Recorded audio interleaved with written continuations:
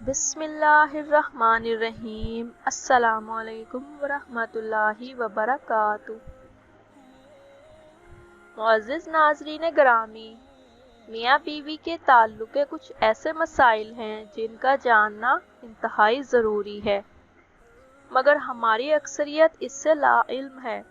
کیونکہ دینی کتب ہم پڑھتے نہیں اور کسی عالم دین سے پوچھنے میں ہمیں شرم آتی ہے۔ میاں بیوی ایک ساتھ غسل کر سکتے ہیں اور ان کے لیے ایک دوسرے کے سارے بدن کو دیکھنا جائز ہے، شرعاً ممانعت نہیں۔ البتہ شرمگاہ کی طرف دیکھنا خلاف ادب اور ناپسندیدہ ہے، جیسا کہ ام المومنین حضرت عائشہ رضی اللہ تعالی عنہا فرماتی ہیں کہ میں اللہ کے رسول صلی اللہ علیہ وسلم کے ساتھ ایک ہی برتن سے غسل کیا کرتی تھی۔ آپ مجھ پر سبقت فرماتے تو میں کہتی تھی مجھے بھی پانی دیجیے، مجھے بھی پانی دیجیے۔ ایک اور روایت میں ہے، وہ فرماتی ہیں کہ نہاتے وقت میرا اور رسول اکرم صلی اللہ علیہ وسلم کا ہاتھ برتن سے پانی لینے میں آگے پیچھے ہوتا تھا، اور حضرت عائشہ رضی اللہ تعالی عنہا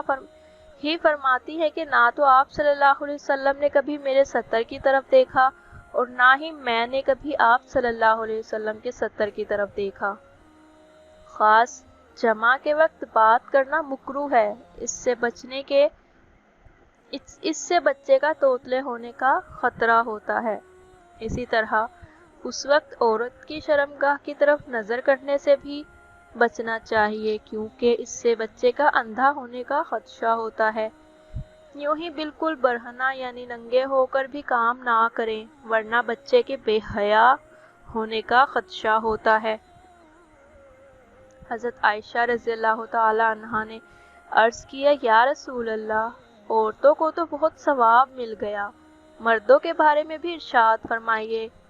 یہ سن کر حضور اکرم صلی اللہ علیہ وسلم مسکرائے اور فرمایا، مرد اپنی عورت کا ہاتھ پکڑ کر جب اسے مانوس کرتا ہے تو اس کے لیے ایک نیکی لکھی جاتی ہے،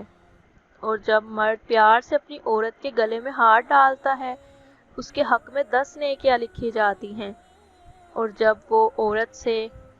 مباشرت کرتا ہے تو دنیا و ما فیہا سے افضل ہوتا ہے۔ جب غسل کرتا ہے تو بدن کے جس بال پر سے پانی گزرتا ہے اس کے لیے ہر بال کے بدلے میں ایک نیکی لکھی جاتی ہے، اور ایک گناہ معاف ہو جاتا ہے، اور ایک درجہ بلند کر دیا جاتا ہے۔ اور غسل کرنے کے حوض میں جو چیز دی جاتی ہے وہ دنیا و ما فیہا سے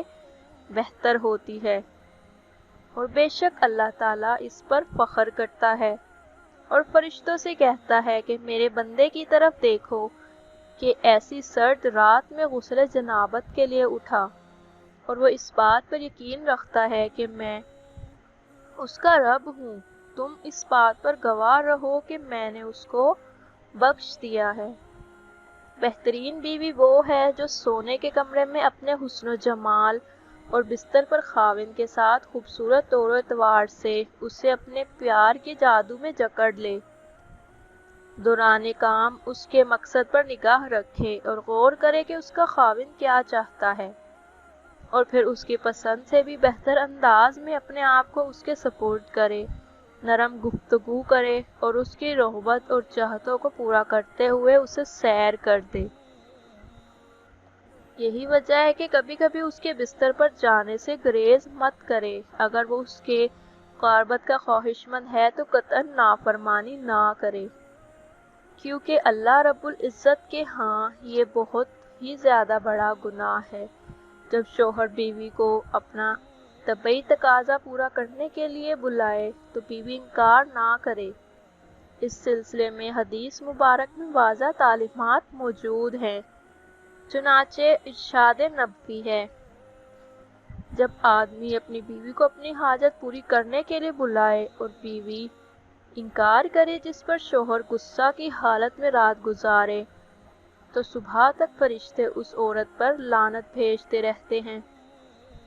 دوسری روایت میں ہے کہ حضرت طلق بن علی فرماتے ہیں کہ رسول اکرم صلی اللہ علیہ وسلم نے ارشاد فرمایا، جب شوہر اپنی بیوی کو اپنی حاجت پوری کرنے کے لیے بلائے تو وہ اس کے پاس چلی جائے، اگرچہ روٹی پکانے کے لیے تندور پر ہی کھڑی ہو۔ حضرت سیدنا عبداللہ ابن مسعود رضی اللہ تعالیٰ عنہ سے ایک شخص نے عرض کیا، میرا جس لڑکی سے نکاح ہوا ہے، میرا گمان ہے کہ کہیں وہ مجھے ناپسند نہ کرے۔ آپ رضی اللہ تعالیٰ عنہ نے فرمایا، محبت اللہ کی طرف سے پیدا کی گئی ہوتی ہے اور نفرت شیطان کی طرف سے۔ تو ایسا کرو، جب تم پہلی بار اس کے پاس جاؤ تو دونوں وضو کرو اور 2 رکعت نماز نفل شکرانے کے اس طرح پڑھو کہ تم امام ہو اور وہ تمہاری اقتدار کرے، تو انشاءاللہ تعالی تم اسے محبت اور وفا کرنے والا پاؤ گے۔ حضرت عمر رضی اللہ تعالی عنہ کے پاس ایک شخص آیا، گرد و غبار سے اٹا ہوا، بال بکھرے ہوئے، اور اس کے ساتھ اس کی بیوی بھی تھی، جو کہہ رہی تھی، اے امیر المومنین، نہ میں اس کے لیے ہوں اور نہ ہی یہ میرے لیے ہے۔ آپ نے جان لیا کہ عورت اپنے شوہر سے نفرت کرتی ہے، اس لیے آپ نے شوہر کو حکم دیا کہ وہ غسل کرے اور اپنے سر کے بالوں کو ترشوا لے اور ناخن کتر لے۔ جب شوہر یہ سب کر کے فارغ ہو کر آیا تو آپ نے کہا کہ اب بیوی کے سامنے آؤ۔ بیوی نے دیکھا تو دم بخود ڈر گئی اور نہ پہچاننے کی وجہ سے پیچھے ہٹنے لگی۔ پھر جب پہچان لیا تو اس کا بوسہ لیا اور اپنے دعوے سے دستبردار ہو گئی۔ حضرت عمر رضی اللہ تعالیٰ عنہ نے فرمایا، تمہیں اس کے ساتھ اسی طرح کا برتاؤ کرنا چاہیے، اللہ کی قسم انہیں یہ بہت پسند ہے کہ تم ان کے لیے آراستہ پیراستہ رہو، جیسے تم چاہتے ہو وہ تمہارے لیے ویسے ہی بنی سمری رہے۔ سیدنا امام حضرت امام غزالی رحمۃ اللہ علیہ فرماتے ہیں، کام یعنی صحبت کرنا جنت کی لذتوں میں سے ایک لذت ہے۔ حضرت سیدنا جنید بغدادی رحمۃ اللہ علیہ فرماتے ہیں، انسان کو کام کی ایسی ہی ضرورت ہے جیسے کہ غذا کی۔ حدیث نبوی صلی اللہ علیہ وسلم ہے، مرد کا اپنی بیوی کے ساتھ اکٹھے ایک بستر میں سونا افضل ہے، الا یہ کہ کسی کو عذر ہو، اس لیے کہ مقصد کام کرنا نہیں بلکہ مقصد بیوی کے دل کو خوش کرنا ہے۔ بیوی کے دل کو خوش کرنے کے لیے ایام کے دنوں میں بھی اس کے قریب ہو جانا گویا انبیاء علیہ السلام کی سنت مبارکہ ہے۔ مسند احمد میں ہے، سیدنا عبداللہ بن عباس رضی اللہ تعالی عنہ سے روایت ہے کہ نبی کریم صلی اللہ علیہ وسلم نے فرمایا، جو آدمی اپنی بیوی کے پاس آنے سے پہلے یہ دعا پڑھتا ہے،